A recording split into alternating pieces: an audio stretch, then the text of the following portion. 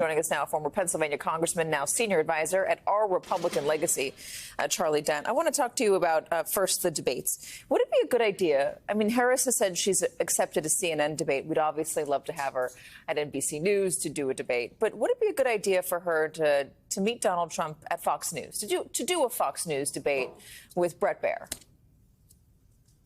Well, I think if Kamala Harris gets in a debate with Donald Trump, she'll do just fine if it's with Bret Baier. Donald Trump is not a good debater. He is easily goaded. She just trolls him so well, triggers him. He's not good on the issues. The only time he ever had a decent debate was against Joe Biden, the one that Joe Biden imploded at. So I think she'd be smart to take the debate. Trump, on the other hand, it would be a fool's errand for him to get into another arena with her, given his lack of preparedness and his inability to deal with facts and his, the way he goes off on tangents. He'll talk about, people killing cats and eating cats and dogs in Springfield, Ohio or something. I guess my question more pointedly is, though, would it behoove her to go to, I know the debate's broadcast by everybody. It's simulcast everywhere, so everyone sees it. That's why 70 million viewers watch.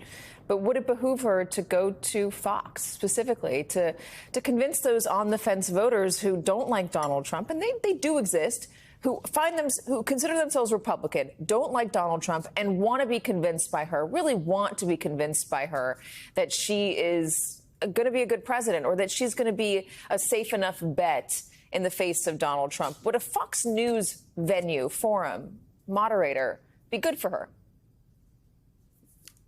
Absolutely, it'd be good for her, because she does need to talk to independents and some Republicans who want to be persuaded.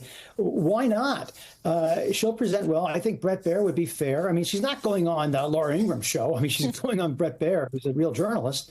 So I think it's fine. And of course, as you said, this debate would be simulcast by other networks. But she'll be able to speak directly to the Fox audience. And she's not going to win most of that audience, obviously, but she doesn't have to. She just needs to pick off some. This game's going to be won or lost margin, so why not? Well, like those two voters who were saying they didn't really like Donald Trump, but or implying that, and I don't agree with the way they put this, but having a debate on their terms instead of, I guess they were implying Harris's terms. Let me ask you about Mark Robinson. Is he going to sink Donald Trump's chances in Pennsylvania? Is he going to do what Mastriano did to him in Pennsylvania? Well, look, clearly Robinson does not help Donald Trump anywhere. The question is, how much does he hurt him? Donald Trump has a very bad habit of endorsing some extreme radical candidates, from Doug Mastriano to Mark Robinson to Herschel Walker, who was a defective candidate, Tudor Dixon. Roy Moore.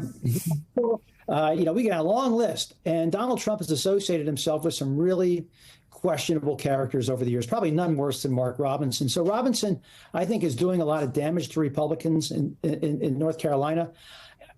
Trump is a known entity. I don't know how much damage he can do, except if I were the Democrats, I'd keep pointing out the misogynistic comments that Robinson has made and how Donald Trump has endorsed him. So I would tie them together. And again, this game's won on the margins. And Harris, she can pick off a few votes here and there because of Trump's foolhardy endorsement of such an extreme candidate. She should go for it. I mean, I would clobber him with Robinson, not just in North Carolina, but in other battleground states. Charlie Dent, really good to have you. Thank you very much.